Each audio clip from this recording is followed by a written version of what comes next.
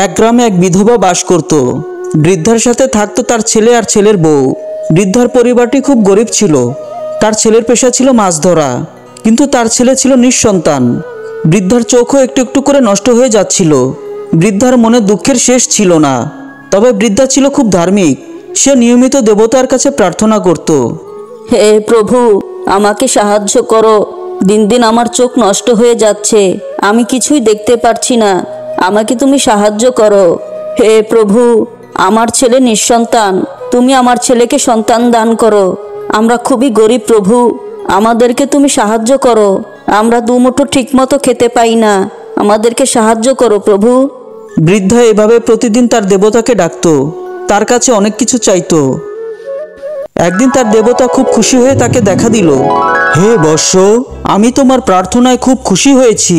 তুমি আমার কাছে যে কোনো একটি জিনিস চাইতে পারো। বলো, তুমি আমার কাছে কি চাও?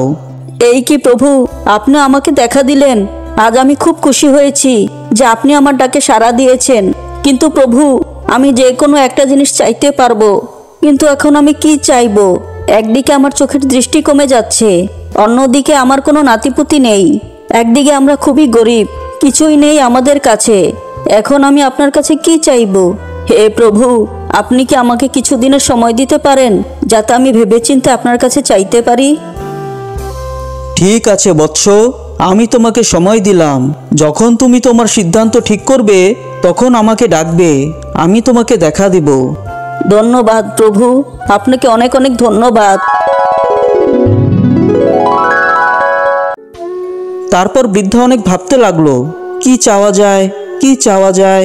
তখন বৃদ্ধা তার ছেলের কাছে পরামর্শ করলো। ছেলে বলল, মা, যদি জীবনে বাবাই না হতে পারি, তাহলে এই জীবনের কি মূল্য? মা, তুমি দেবতার কাছে আমার জন্য সন্তান চাও, তাহলে তুমিও নাতিপুতির মুখ দেখতে পাবে। ঠিক আছে বাবা, আমি একটু ভেবেচিন্তে দেখি কি করা যায়। আচ্ছা মা, তুমি আমার ব্যাপারটা একটু ভেবে দেখো।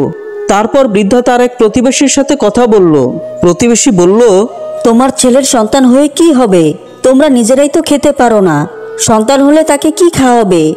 এর চেয়ে বরং তুমি অনেক টাকা পয়সা চাও, যেটা দিয়ে ভালো একটি বাড়ি কিনতে পারবে, ভালোভাবে খেতে পারবে, ভালো ভালো পড়তে পারবে, তুমি তোমার চোখের চিকিৎসাও করতে পারবে। বৃদ্ধা এসব কথা শোনার পর খুব চিন্তায় পড়ে গেল। আবার ভাবলো, সে তো এমনিতেই অন্ধ হয়ে যাচ্ছে।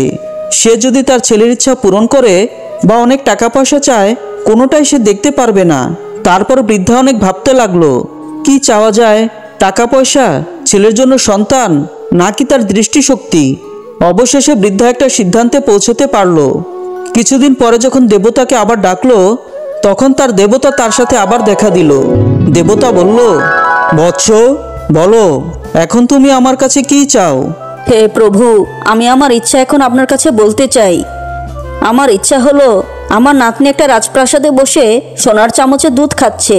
এই কথা শুনে দেবতা হাসতে লাগলেন। আচ্ছা, যেহেতু তোমাকে আমি কথা দিয়েছি, তাই তোমার একটা ইচ্ছা আমি পূরণ করব। তুমি খুবই বুদ্ধিমতী।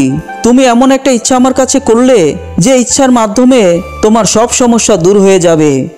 যাও, তোমার ইচ্ছা আমি পূরণ করলাম। এরপরে বৃদ্ধার সব সমস্যা দূর হয়ে গেল। তিনি ধনীও হয়ে গেলেন, তার নাতনিও হলো, আর তার চোখের দৃষ্টিও ঠিক হয়ে গেল। তার পরিবারের সাথে সুন্দরভাবে দিন কাটাতে লাগলো।